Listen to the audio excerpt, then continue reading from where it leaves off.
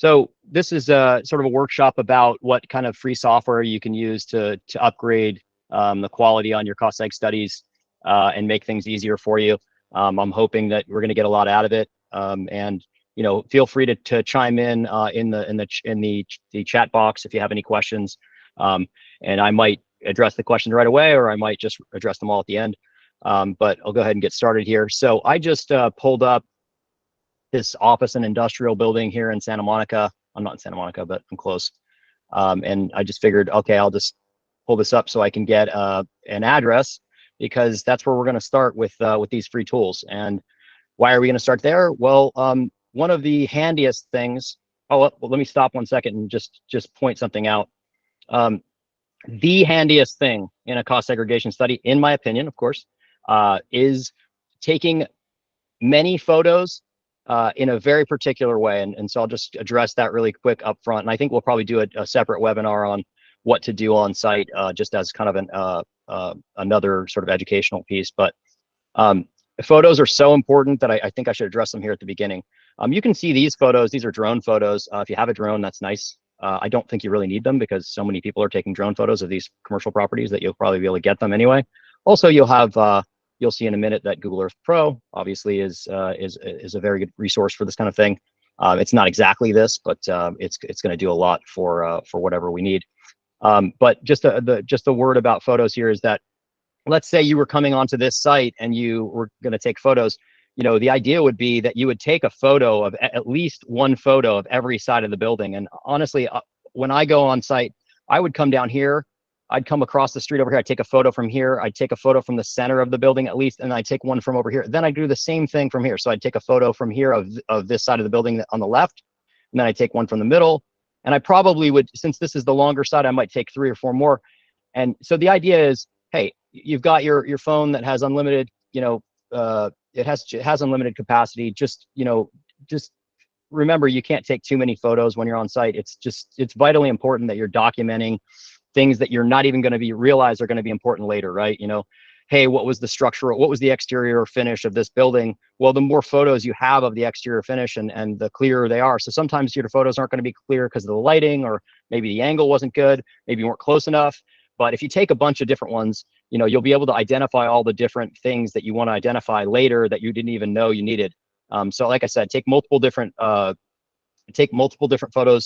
from different angles on each side of the building, of course, everywhere in the site. So this site isn't going to be very big, it looks like. I don't know that yet, but we'll verify. Oh, there are more photos here. Yeah, so the site is about like this, right?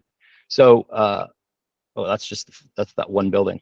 Okay, there's not going to be too much site here. It looks like they just have this concrete loading dock out here, but we'll get to that in a second. But the idea is, when you're in the site, especially, and the site's dark. Oh, somebody wants to join the call. 1 second. When the site is large, the optimal thing to do is, when you stop to take one photo, because you're thinking, oh yeah, I should take a photo of this, remember to take a photo in this direction, whichever direction you wanted to take the photo in. And then my recommendation is to turn and then take a photo exactly next to that, as kind of like a continuation of a panorama. And honestly, if the site's really big, just continue to do that, where the right side of your frame is on the left side of the frame from before. And then even just walk. So every time you stop to take a photo, if you have a big site, you should definitely do that. Even on smaller sites, that's helpful, because you're going to capture things you just didn't know you needed. Also inside, the one last thing I'll talk about with photos is take a picture at the bottom of every doorway before you walk through it. This is really helpful when you're looking at your photos later and you're getting a tour.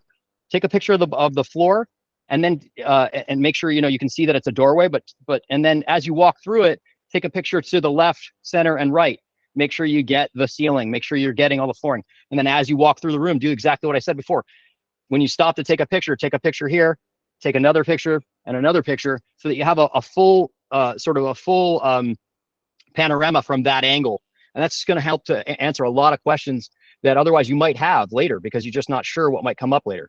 So that's enough about photos. This isn't really about taking photos. I just thought that that's worth mentioning.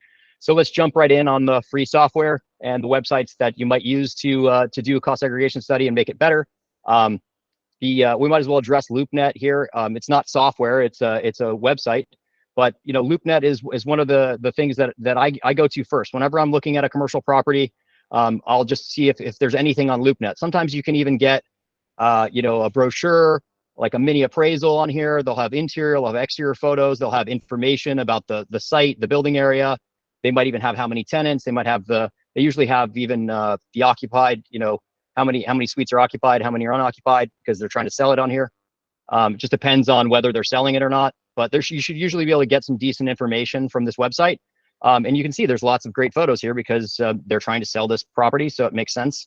And then so obviously, if they're selling the property, they might not be doing a cost seg study on it, but LoopNet keeps sort of an archive of all of this stuff. So once it gets put up on here, for the most part, they're going to keep a lot of this stuff so you can look at it. For anybody who might want to, hey, if they want to pay enough, maybe it just got sold, but it'll get sold again. And then the idea is, you can use this information to sort of substantiate or to begin the substantiation process for a cost seg study. Okay, so I think that's enough about this, but now I'll use this building to go to the next app, and I am going to go to Google Earth Pro next, and I'm going to go, oh, somebody else is coming in. Welcome. We're kind of into it already, but I'll just recap. We just went through loopnet.com, and that's just a website that's great for commercial properties. Just to identify, sort of just general aspects about the building. They write certain things about it, etc. Square footages and all this kind of stuff. But we're moving on to Google Earth Pro. Google Earth Pro is an application. It's free to download. It's free to use, and it's really powerful because of this ruler function you'll see up here. And actually, let me take this off. And I'm going to go ahead and just insert this address up here into Google Earth Pro. Oh, you know what? Let me take one step back. Sorry. So for you guys, when you download Google Earth Pro, you can download it for Mac or for Windows. The first thing you should do when you come in here is go to Tools, Options, Navigation, and change this fly to speed to fast. For some reason, Google Earth, the people that develop Google Earth Pro think that people are going to want to take tours of the Earth and actually fly slowly through it, but you won't want to do that. So just make sure it's as fast as it goes. And I recommend that you also update this one to almost to the fastest. You can always come back here and slide this, but I think you're going to want to zoom in and zoom out pretty fast. Is kind of the default. And then this down here under navigation, where you say do not automatically tilt while zooming, the default is automatically tilt and enter ground level view. This is terrible if you're trying to measure things. So make sure you get this do not automatically tilt while zooming, and then hit apply and then hit OK. And then one last thing, I actually just learned this very recently. I should have known this for a long time. If you'll come down to roads, and this will be more apparent. Let me just go ahead and search this. If you'll come down to roads, one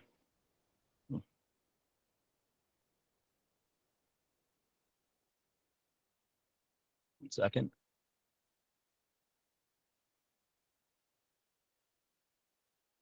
I'll reset my little device here. It's not quite zooming like I'd like. All right. So this roads outline over here, if you see down under layers, if it's checked, you might get these, you're going to get, and let me just check it to show you. And this will be automatically checked when you download Google Earth Pro. So you'll see what appeared here is all this like markup from Google Earth, from Google Maps. They overlay it onto, and you'll say even like, so like this industrial property here has this overlay of what Google is interpreting as a road. So, and that's just not great when you're already trying to determine like, oh, what's concrete, what's asphalt from the air. So just make sure that you come down to layers, you click off of roads. That's also just gonna clarify things for you. And then you really don't need to play with layers. You could actually also take all this other stuff off. Sometimes that could be helpful, but that's the one that really helps the most. So I'll just cover that now. Then close up layers because you really don't need it. And I want to I also tell everybody that I'm working with here to use this to make this places bigger, because this is really fundamental for what I'm about to show you as far as using Google Earth Pro as a great tool to enhance your cost seg study. So I've looked up this property, 716 Colorado Avenue in Santa Monica. That looks like the right one. So now I've got it up here. And what I want to do is, now that I've found it, I want to right click on it, and then I'm going to go, oh, this is a little bit too small because now you can't see down below it. Save to my places. So right click, save to my places. Now you'll see 700 Colorado Avenue shows up down in your places. Okay. This is actually a little bit confusing to have all this. So I'm going to actually create a new folder and throw all the rest of these inside. This is my, this is the first time I've done this. I don't know if you guys have noticed, but I'll go ahead and just throw everything that's not going to be germane to this today. I'll throw it right inside there, and I'm going to close it up so you can't see it. All right. So what I did was I hit up here, right clicked, save to my places. Now I've got this in my places. If there's anything that Google Earth Pro put in here, by the way, when you start, which they usually do, they do like a tour or something, you can just right click and hit delete. Obviously that's not going to be necessary for you. But so here we are under my places. We've got this saved. Now what I recommend you do is zoom in to the proper sort of height in order to take a good inventory of this property from above, and then get this sort of centered the right way too by using this little compass rose that they give you up here, and get it square. So that way, when you're measuring it, it should look as flat as possible, almost like a map, right? And then you're coming in sort of above it. This looks like kind of a, this looks like it's going to be a good sort of length to sort of come back to whenever we get out of whack. So what I'm going to do over here is I'm going to right click on the property. I'm going to say snapshot view. So what does that do? If I zoom out, or I'm like nowhere, I'm just like all over the place on this map. Let's just do just something wacky here and just zoom all the way out. I should turn my zoom speed up. And now look, I've got to zoom all the way back in. I have to do that manually, and I want to center it again. If I want to do that, I've already taken a snapshot view here. So all I have to do is double left click, and it brings me right back to that view. So that's super important when you're doing this, because you're going to want to always kind of come back to that square view so you can measure things properly from as close to us to square above the property as possible. All right, so that's that. Next thing I do is I'll add a folder here. Oh, not that. Right click, add folder, and I'll just call it either the name of the property, or if they have another name for the property, you could even name it the name of the owning entity, the ownership entity, 700 Colorado. So I'm just going to name it the same as the address, and I'm going to throw this up here. So now this is inside of this folder, and that's important because later on, the whole reason that I'm showing you this part over here is we're going to be able to save this to our work folder, to the folder, the job folder that where everything's saved, right? So we can hit save place as. Now we can save it anywhere we want. We can save it to Dropbox or wherever, any folder that you want. And whenever anybody opens up this .kmz file, that's what they're called. They have a .kmz ending, and they have Google Earth Pro installed. It'll automatically open up, and it'll automatically show all of the markup on there. And let me just show you a little bit of markup. So for instance, I just did this property not too long ago. So here, all of this markup and all this markup got saved with these titles over here. And I'm going to recommend that you guys write down these titles in a very particular way. And so all of that will be saved when you save this .kmz file. So just know that's where we're headed. And that's why I'm telling you to save everything in a folder, because you're going to want to have that. You're going to want to have it all together so that you can save it just once. Save this to the job folder, and then everything will save all together. And whoever opens up the KMZ file that's this folder will get everything all at once. All right. So now, one question that pops into my head immediately when I look at this is, there's a lot of buildings here in front of me, and this says 700 Colorado Avenue, but where does that parcel end? Where does what they own end? So that's a great question, and it's pretty important. And if you don't have that information immediately available, and everybody here probably knows how easy it is to get information from a client when you need it. So there's a better option than waiting. and it's called regrid.com.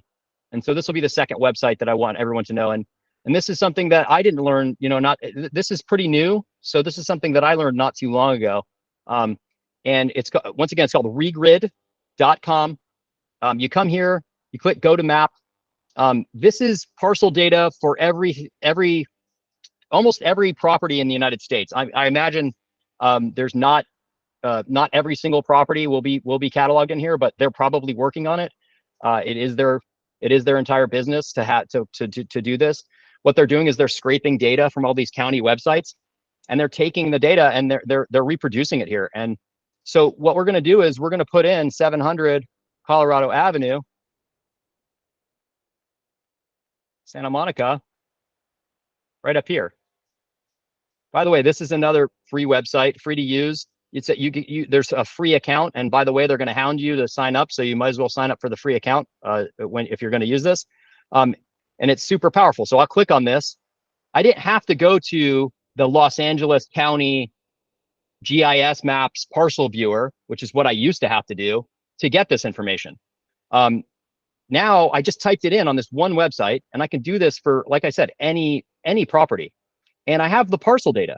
I actually have the outline, just like they have on the GIS maps. And now I can zoom in a little bit. Unfortunately, there's not as good controls on. There probably is, but I haven't really messed with that too much as far as getting it square.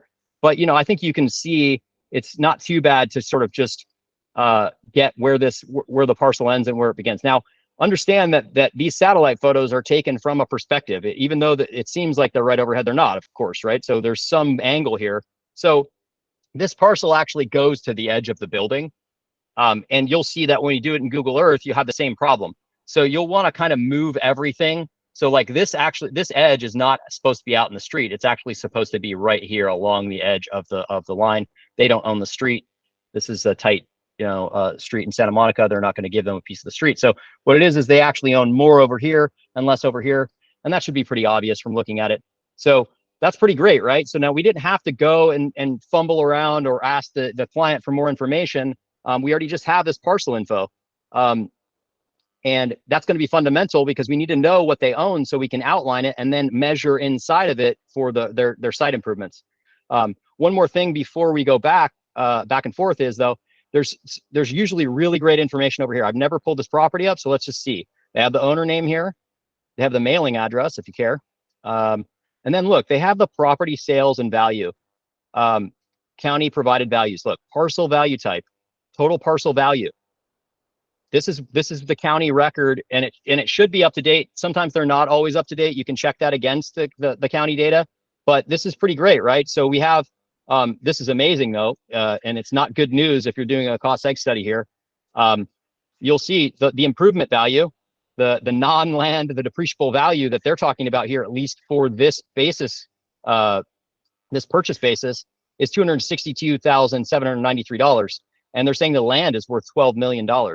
Well, that's probably because, I don't know if you can't quite see the ocean from here, but if you see, this is actually directly down the street from the Santa Monica Pier, and they're liable to just get really inflated values. Everybody knows this is not the only way. You can get an appraisal done.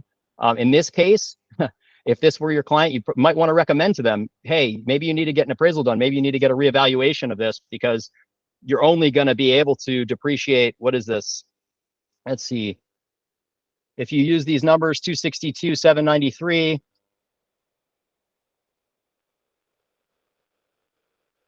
$12,798,096,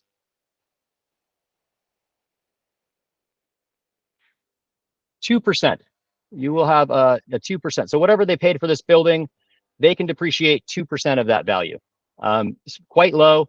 This would be, I would say, west side of Los Angeles is probably an outlier for that, although downtown New York might be similar. Anywhere on the coast where there's, vacation homes, et cetera, could be similar. But this is, you're not always going to get this so skewed. So this could be quite valuable. But in this case, it is quite valuable. You should say, wow, immediately.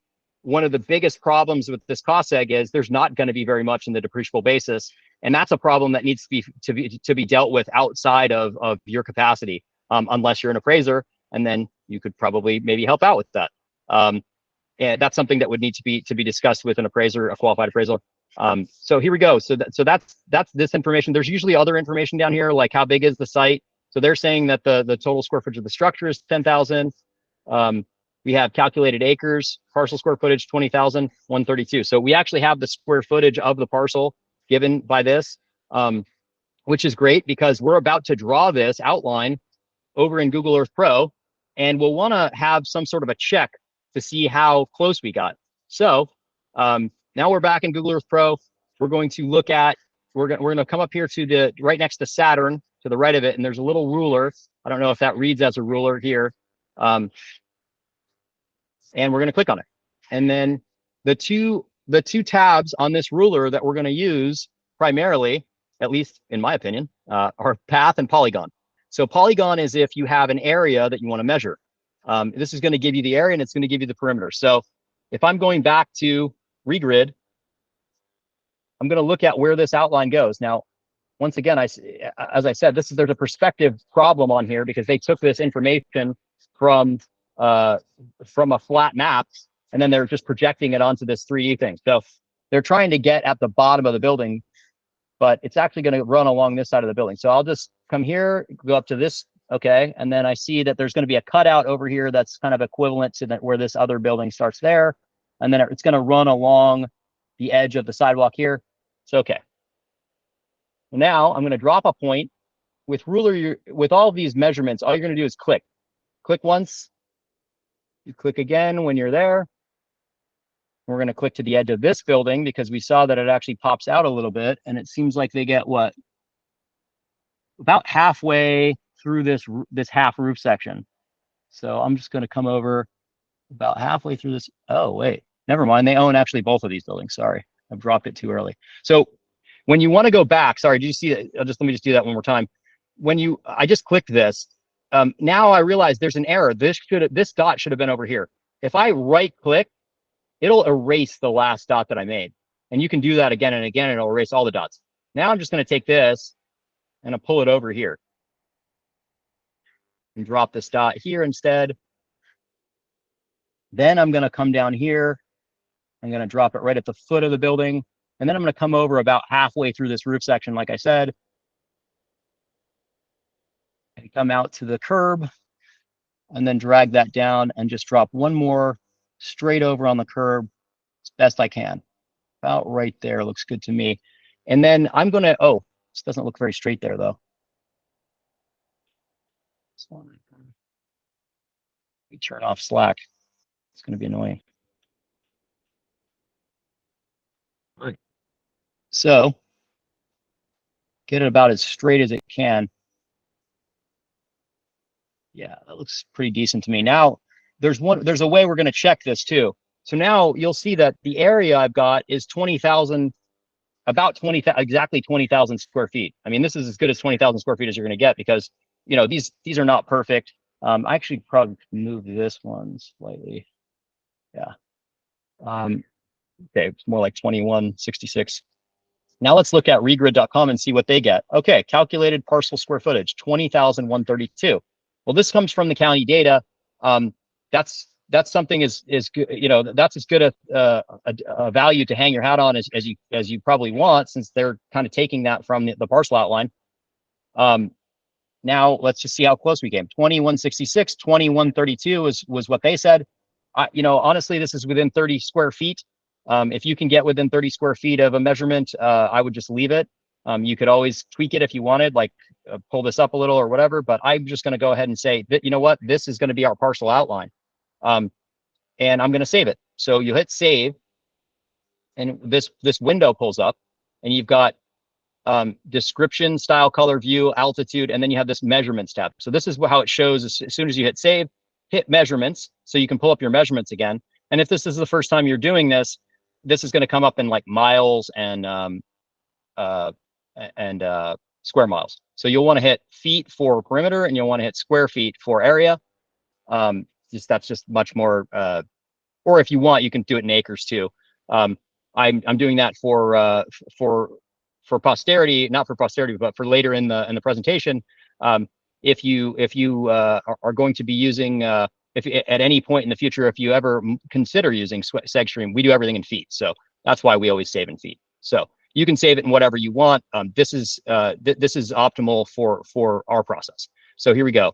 We have the perimeter, we have the area. Now I want to change the name over here to, this is the site footprint, FP. That's what I call it. You could just call it site, call it whatever you want really, and put 20.1 20.15 KSF, and then I'll put 590 linear feet. And now I've saved it and it's come over into temporary place. I'm going to drag it up here into my folder. And now this will save along with the place. So everything I save in under this folder, once again, when I hit save place as, is going to save it. And it's going to save it with this title that I gave it, and it's going to save it with the outline on the map. So this is great for CYA folder. It's really kind of an impeccable, an indelible record of what you were doing when you measured this. And if it ever comes up in audit, what are you, how did you arrive at what you measured here? So that's the first one. So now we have the site outline. Now we see that there's concrete that they own here. Well, that's a site improvement. And so that's something we're going to want to look at. So let's take the ruler again, and let's measure inside of what they own with polygon, because it's a square footage, remember? You want to get a flat area on the map. Click, click, click. Click into here, right there, for the edge. It's not bad. And then about right there. And we can kind of manipulate these. So one thing you can do too is that if you center over it with this thing after you've dropped it, you can drag it around, which is helpful because it's not always easy to get it exactly perfect the first time. This is pretty close. So now I'm looking at an area of 4,676 square feet and 393 perimeter linear feet.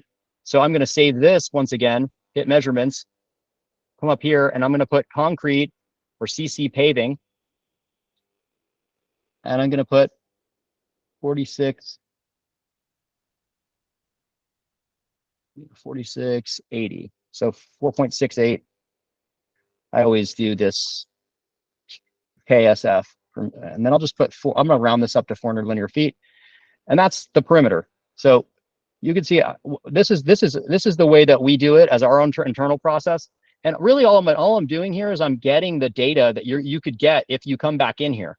So if I right click on this and I go to properties, I can go to measurements and I can see this data.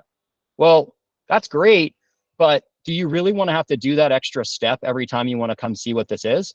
You could put, oh, this is just the CC paving outline, and you can see it, and then you can right click and come and see this, and then you don't have to go through this step of writing this out. But if you do write it out, then anytime that you come to this property, you can just open it up. Oh, what was that summer color? Yeah, we had, okay, 4,680 square feet of concrete paving, and it had a perimeter of 400 linear feet. So let's say there was a curb here. If there was curb all the way around this, you might think, oh, okay, well, that's pretty simple to figure out whether I've got sort of the right amount of curb. If it was actually a curb that went exactly around this, there should be approximately 400 linear feet of curb. If it was only half curbed, you should have about 200 linear feet of curb. So this is just since they gave us this measurement, put the measurement in the title so that it's easily referenceable later. That's the key with writing everything out like this. Okay, so now we've got that as a site improvement. Unfortunately, luck of the draw had it so that there really aren't too many site improvements to look at here. If you had a more diverse site, see, in these urban areas, it's a little difficult. But you see here, if they own any of this sidewalk, we could take the sidewalk separately, because sidewalk is not the same as concrete paving because it's just built differently. So, when you're building it out, you'd want to note it differently. There really isn't a sidewalk here because this is kind of a back alley that they own. Well, they own the parking lot, and it's a part of a back alley, so there's not really a sidewalk. They just figure, okay, cars can drive on this, trucks can drive on this, and people can walk on it. So there's lots of other things that you might want to be able to tell from Google Earth. You can also see skylights here. That's something you can do. We can get the outline of the building here. I think that's the last thing we'll probably take in Google Earth. So I'll take polygon again because we're going to take the outline of it. And it'll just grab the outline of the building. So we've got the site footprint. We're going to want to get the building footprint, everything they own. Let's get close to this. Just dropping these points. And here, 15,280. Let's actually check LoopNet and see what they say is the actual square footage of this place. Now, there might be multiple floors on one of these. So they're saying 2348. So there's probably a double. This little place over here is probably two stories, or there's at least 2 stories somewhere in here. So we can't really compare apples to apples there. Actually, that's fine. 250. Okay, I'll just save this. Measurements, once again, a building. I always use some sort of an abbreviation here, and that's because the longer that these titles go, the bigger that you have to make this to see it at a glance. And so for me, the bigger that you have to make this window on the side. And for me, I want to see as much of the map as possible. So see, I can see more of the map now that these titles are less, and I'm still getting all the information. That's why I'm always putting in these abbreviations. Here we go. So 15.25 KSF. I'm imagining that no one's hearing that ridiculous leaf blower outside because no one said anything. So I'm just hoping that's true. Let me know if it's not true, and I'll at least close my door. It's a little hot here. So 530 linear feet perimeter, 15.25 KSF, saved here, put it in the folder. And now I'm going to go ahead and show you that I can save this. Okay, so save this place as, I'll just save it to my desktop. I'll hit save. I'll email you guys this folder, and when you download Google Earth Pro, you can open this up and you'll see that it gives you exactly what I measured here, and it'll give you all of this text data and everything. Everything will be reproduced exactly. You can just click on the folder and it'll just bring up, or so you can click on the folder, the file, it'll bring everything up just like I just showed you in here. Okay, I think that's it for Google Earth Pro. We might come back to it, but we'll see. We already went through LoopNet. What else do I have here? We already went through the tax data there. Let's see. Let's my favorite. So this is for for residential properties. Redfin.com. Really great for. This is my favorite of all the. I mean, obviously there's tons of these. Zillow, whatever. And by the way, I do recommend that if you can't find a lot of great information on this, on Redfin, feel free to look at the other ones. But the thing I really like about, for instance, redfin.com is that they have this section. So this is super clear, obviously right here. This will tell you kind of like the most necessary information, especially the beds, baths, the square footage. So this is the nominal, the livable square footage. And then, but down here in they almost always have this great section down the middle. It's pretty dense, that outlines a lot of different things. Okay, here we go. So property details. This is my favorite section on Redfin. They really do a good job of outlining as much information as they have. And I feel like they dig deeper than almost anyone else. I'm not really sure. They're probably just paying a better data provider to get this information. So this is really helpful if you're doing a residential cost seg. This is going to give you a ton of information. So these 2 top sections, interior and exterior, are really going to be helpful. So you'll see we have the lot size, we have all this. We even have a sprinkler system. It has a view. That's probably not going to be too helpful. Room for a pool. They don't have a pool. The roof is metal. That's interesting. Also, don't take this as the Bible. They can get stuff wrong on here. If they say the roof is wood and it's obviously metal, but this is a standing seam roof. You can see that from here. You can also see that probably from the satellite. But they even have the amenities, the appliances in the kitchen.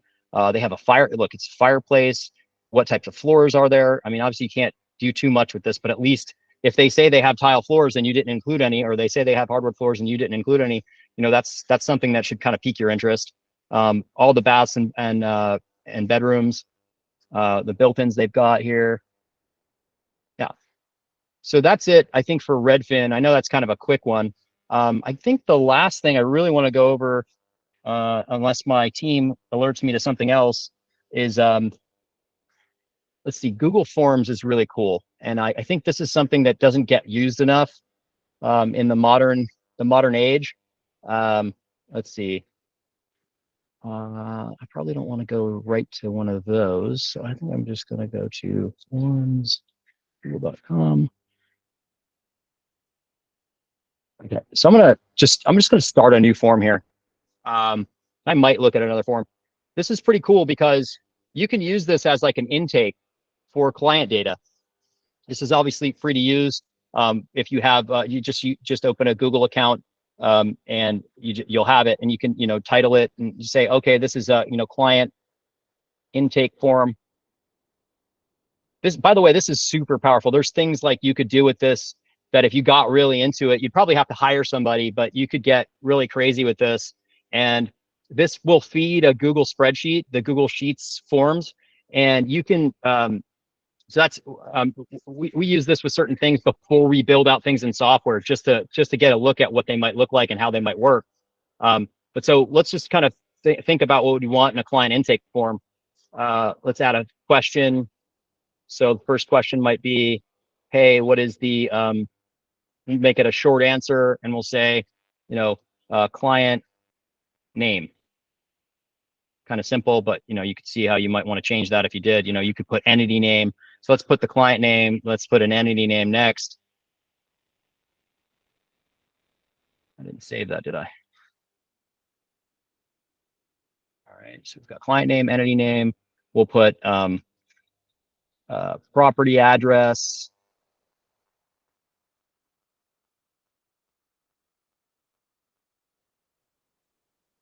Let's see what else might. Does anyone, if anyone wants to chime in here on what else we might put in here, that's something we could do. Let's see, what else would we want? So let's just say, what is the property type? And then, depending on what property types you, well, honestly, I mean, it just depends on what you work with. But, if you're using SegStream, we could even start, in alphabetical order: assisted living, property, automobile dealership, coming soon, automobile, shop. Then we go to like big box retail, which is just our jargon for like a Lowe's or Costco style building, sort of a retail warehouse, if you will.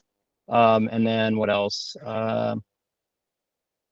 What would come next? Dental office. I'm not going to just, but let's put in the usual suspects here: office, office warehouse, multifamily,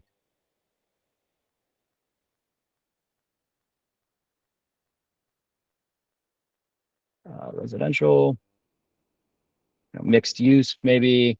That would be both. I think that's good for now. Oh, sorry, just try hotel in here. I know that's out of order. Why not? So look, you can put these in here, and now we can either choose to make them required or not. I'm just going to do this kind of as a stunted form, but let's make them all required. So come up here. I'll make this required. And this you could use internally or externally, right? You could have your clients come in and say, hey, like, look, if you want a job done, and there's somebody, they're a firm that's continuously giving you work. Oh, here, add other, by the way, that's good as a catch-all. Then you could have them fill this out, right? You could say, okay, hey, why don't you, let's see. So we can show it by previewing it. And then this is going to say, okay, what's the client name? Well, either you have somebody internally doing this, or you have, them filling it out, and they could say, okay, I'm John Smith. Entity name is, let's say Sweet Realty LLC. Okay, and then the property address is 123 Doorknob Street. Oh, good. Strange what comes to mind when you're thinking out just like that. And then we'll call this. We'll just say, oh yeah, this is a dental office, or no, let's call it an office warehouse. And then we could submit it. And then this, we can see the responses here. right? So now you have all the responses. And if you don't, and this is kind of cool, they give you a little breakdown. And so as you get different responses, you can actually see as a share, what you got. And then this also links to Google Sheets. So let's just create a sheet. And you see, it gives you the timestamp when it was filled out, and it gives you all the information that you asked for. And this is great because as they come in, they'll just line up down here automatically. So this is a great way to sort of get data. Anytime you need, structured data that you're going to use, to figure stuff out about a property, et cetera. And you could see, there could be a lot more things in here. In fact, by the way, we found this, with our software, it's actually quite typical that you'd have checkboxes instead, because you might have a property that has more than one property type on it. So if we save it this way now, let's fill it out again. I'll just kind of go through this because the only part that we changed was this. So now you see, well, what if you had an assisted living deal, assisted living home, and there was also an office as a separate thing? You might want to have this as checkboxes so that you can incorporate both of those. I can hit submit. And now when we go back here, we'll see that we got the property type was more than one type, and however many you have would just come out here in commas. So there's a lot of flexibility with this. Like I said, and then if you really wanted to get crazy with this, you could do a lot of things where you're pulling this data from this spreadsheet. There's a not a free software called Zapier that you can use Zaps and do things with these things. I recommend, getting a sort of a technical partner to work with you to do that if you wanted to. But you could zap these things into your CRM. You could that's probably the main thing, or whatever else you're doing. You can transport this data into whatever else, what other application you wanted. I think that's going to be it for Google Earth Pro, at least if there aren't any questions. Why don't we go ahead and open it up for questions? It looks like we're running near an hour. It's amazing how I can just talk and go on and on and on and drone on. Does anyone have a question? Does anyone want to see anything else? Maybe want to suggest anything else? I'll open it up now for that.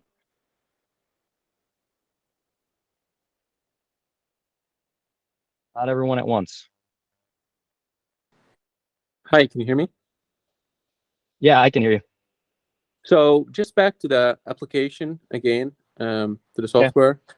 So the main outcome you get out of that software is the takeoffs. So which software are you talking about? Google Earth? Yep, that's the one. Yep. So yeah, so this is you're aggregating this data because you're going to be putting this into a study. Right. At this point, you're agnostic as to what type of software you're going to use to aggregate all the data, right? Status quo is Microsoft Excel.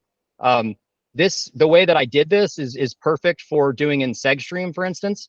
But yeah, so you're just aggregating this for whatever software you're going to use it in.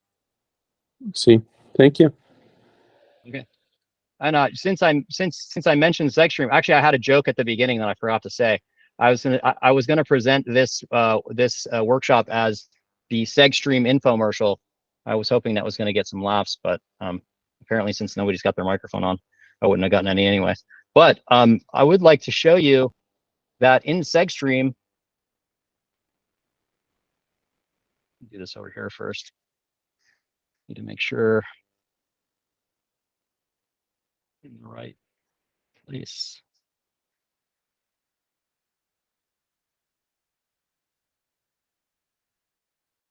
And then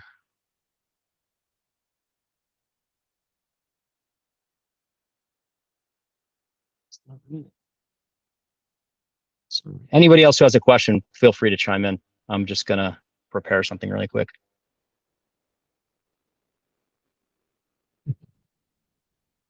That's classic. I don't know if you guys saw that, but the comment was that that I'm such a real life AI. It's amazing what they can do with technology now. It's true. We just let me loose. I don't actually exist, but I will answer your questions if you have any right now. Let me just log out and log back in for this account because I need it to be in the right place in order to show you what I'd like to show you. Could be sort of the last thing here. Anyone, really, save me. All right, I think we're there.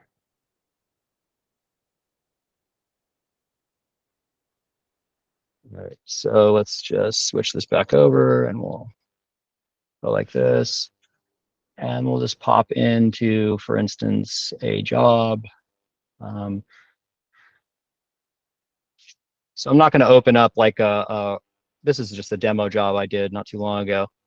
Um, but I'm going to pop up into the answers that created this. So SegStream is powerful in a lot of different ways, but one of the things I just wanted to show you was if you're using Google Earth Pro, for instance, you're going to get these answers over here like CC paving. You'd get sidewalk or handrails if there were handrails, or a handicap ramp, or, oh, we didn't measure this fence, but we could really quick if we wanted to. This is a chain link fence.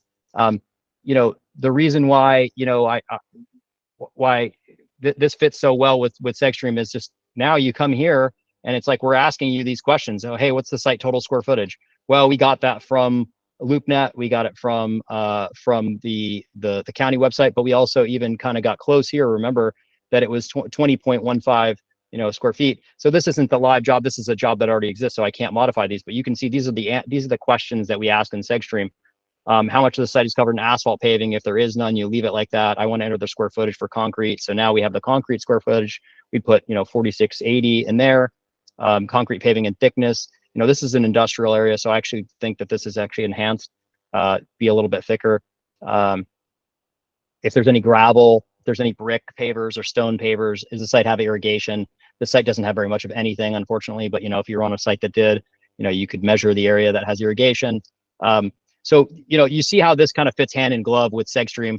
I'll stop the SegStream infomercial now, though. But that's just this type of workflow really fits, like I said, hand in glove with how SegStream operates, and this is what we do every single day as a team. So, any other questions?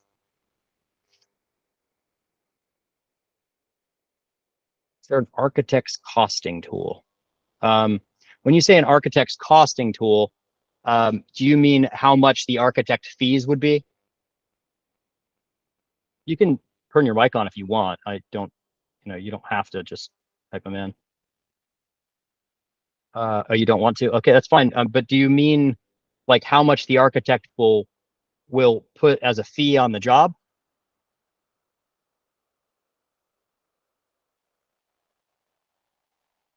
I'd like to see walls.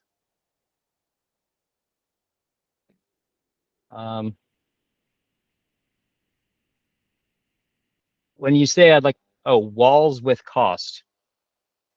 I'm not sure what you, so you mean the cost for putting up the walls? Is that what you're asking? Yeah, so SegStream does all of that.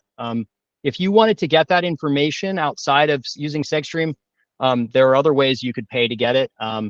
Obviously, SegStream is not free, by the way. Should have put that disclaimer on before I went into it. That is not a free tool. But you can use, so RS means is sort of the gold standard with getting this component data. So I would recommend, you can either buy the books. RS means online will give you some of this data, but they're not very granular about it. So if you really wanted to get granular cost data, I think you can buy their data, and it just depends on which package you want to buy to get the different amounts of data. The building cost construction database with assemblies is one of the better, sort of more comprehensive ones if you're going to use that. So you can buy their data. You can buy even, I don't even know if they do, I don't think they do CDs anymore, but I think you can just buy a download of it. And you can get sort of square foot costs on different wall types, etc. Obviously that comes right in behind if you're going to use SegStream. So I recommend you use SegStream. But if you don't want to, obviously that's the other way I'd do it, is grab the data from RS Means directly. Does that answer your question?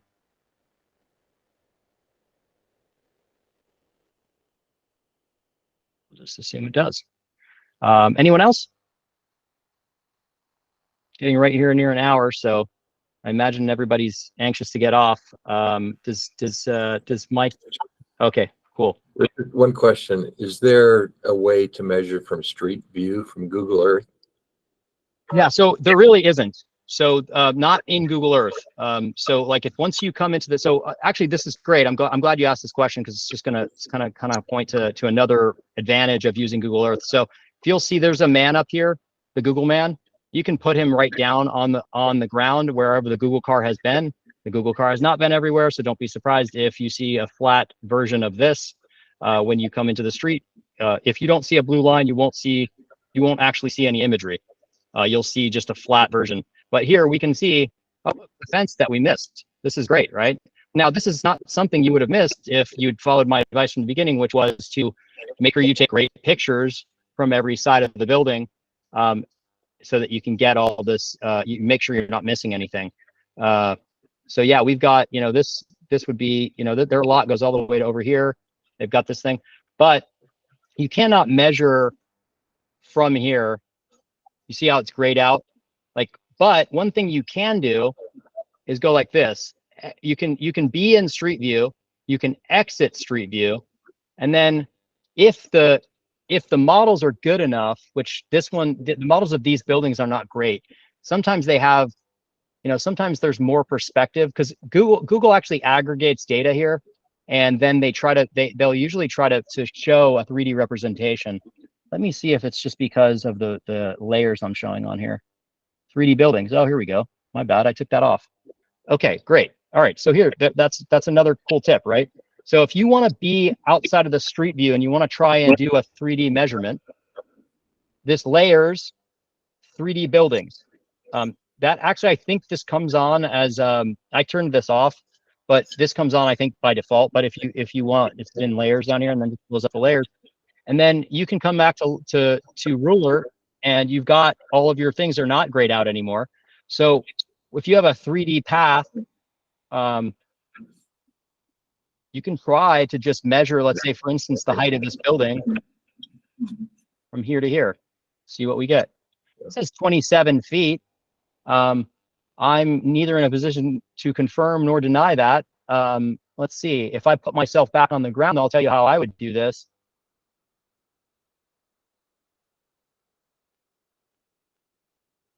I would look at the door heights. Actually, I need to see whether these buildings are the same size. Hold on, let me get a little perspective on this.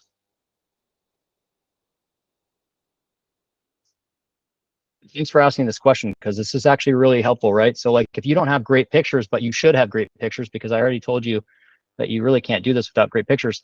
You can zoom in on this, by the way, too, by using the zoom, just to see. And now we can see that these buildings aren't exactly the same height. So this might be a little bit, it's a little apples to oranges, but I'm going to zoom back out, and I want to use this man door over here. Actually, there's a man door right here too, but it's a little harder because it's a perspective. I want to use this man door that we can get square on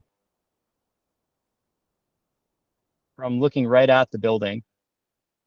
Okay, and then we're gonna want to give a sort of an estimated measurement of the size of this man door, and I'll tell you that this one is approximately 7 feet high. This is like an 8-foot door, so this is a 7-foot door. From here to here, that means that there's 7 feet, right? So 7, and then I'm just gonna kind of estimate by using my finger. 7, 14, 21.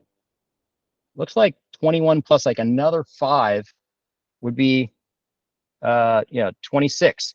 And I think it said 27 feet. And this building is about 1 foot higher. That's perfect. Actually, this worked great. So let's go to exit street view and we'll do it again. So if you measure this with 3D path from the bottom to the top, I'm gonna get about 27 feet. At least I did the last time. 27 feet. So look, now you've measured the height of this wall using Google's tools, which is excellent. That's another way you can kind of get away from what I just did. But if you ever need to check that and you want to, because you're not sure that sounds right, you could do what I said. Get in front of a door, decide whether it's 7 feet or 8 feet, and then just count the number of doors up the building. And that's just a good estimation technique to sort of check your work. You should always you should learn all the different ways to do this and then aggregate those into your toolbox so that you can, you won't have that question in your mind, okay, well, I'm not sure about this. All right, what's another way I can check it? All right, well, if I wanted to check Google, like I said, the 3D path here, I can come down into the street view, or I can go into my photos and check a square photo of this side of the building, or an image of the side of the building, and say, oh, there's 3.5 of these doors and they're 7 feet high. So 3.5 times 7 feet is what, 21 plus 3.5. So 24.5 would be the, would have been the thing. But I guess that this is about 26 feet high. This building is about 1 foot higher. So that the 27 feet really rings true by both methods. Does that answer your question? So now, as long as you're not right on the street and you have this 3D buildings engaged, you can use 3D path. You can even do 3D polygon. I don't recommend using these tools too much because I haven't used them too much myself, and I believe like there's really kind of there's plenty of good ways to kind of get this info without having to do this. But hey, if this is something that you really want to do, just make sure that you're measuring in the right. So for instance, there's a perspective angle here that we need to kind of get. That's about close. That's probably as close as we're going to get there. That looks pretty good. So they're saying that the area of this exterior wall is 2,264. I can verify whether I think that's right. Oh, actually, here, I was wrong there because I need to come all the way like this. Even move this one back a little. So it's more on the wall. I think that's about closest we want to get. So 2463. I'll estimate this for you in another way. So I just showed you that I would have gotten 27 feet for this because I got 26 for this building. There was another foot, so 27. I would say that this wall is 27 feet high. And if I wanted the exterior wall, let's just say this part of the building wasn't here, 27 feet high times the length. So I would just come back to, and look, we're completely apart from the bird's eye view here. But remember what I did way back at the beginning as I snapshotted the view. Now I'm going to snapshot the view and I'm going to come right above the building without having to do any work. Come back to ruler, go to path. This is the first time we're using path. When you have just a flat path that you want to recreate, I recommend using path. Don't use line. You can only do you can only drop 2 points with a line, but with path, you can drop as many as you need. So for instance, we could go down here and there and there and there, which we don't need on this. So we'll come back and I just hit right click 3 times so I can get those off. And now looks like I've got pretty good on the length of this building, 105 feet.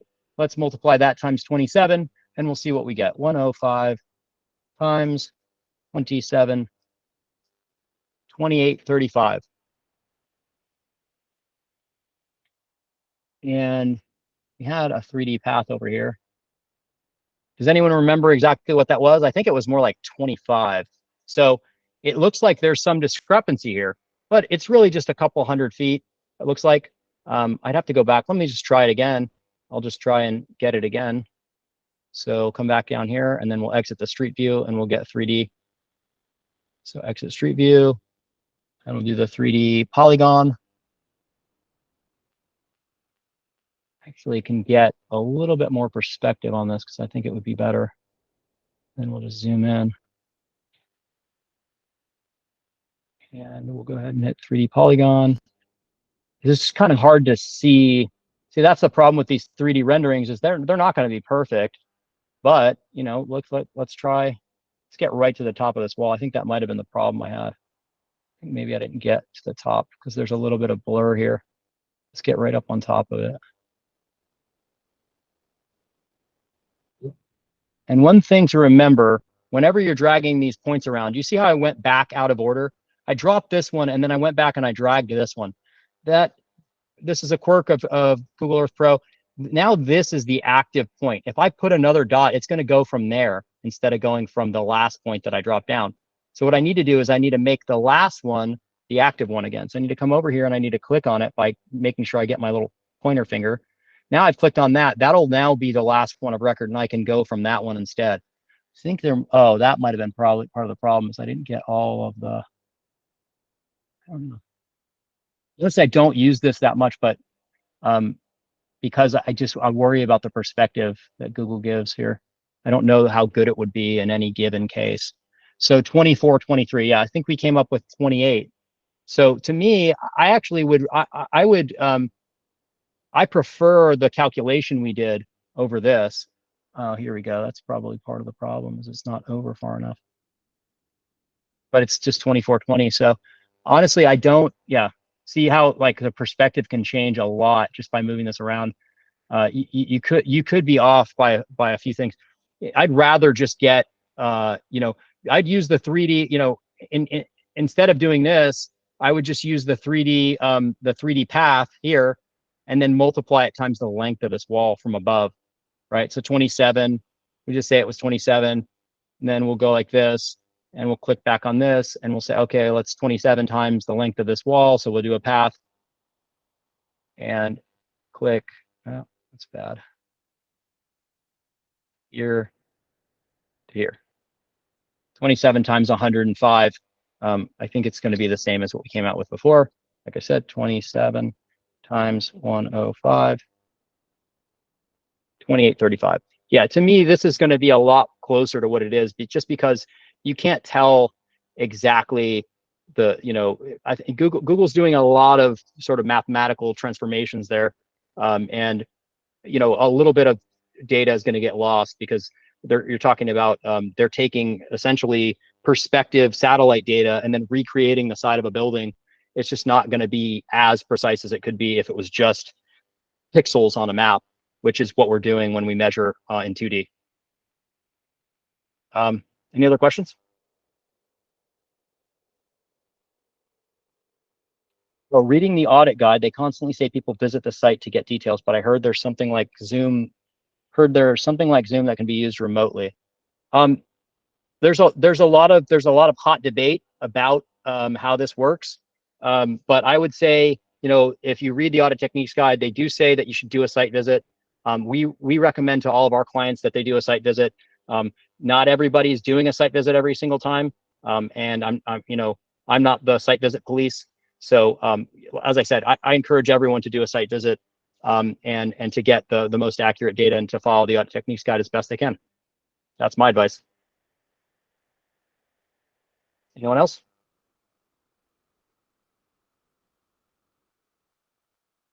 All right. Well, I think we're at 1 hour and 10 minutes now. I think that's probably a good place to stop. If no one else has any last minute questions, please chime in now or forever hold your peace. Okay, people are leaving the meeting. I think that's a good sign to go ahead and stop the meeting. Okay. Well, thank you, everyone. Have a great day, and we'll hope to see you next time when we go over another topic. Hoping to do a lot more of these soon. But have a great day. Bye. Thanks, Richard. Adios, thanks. No problem.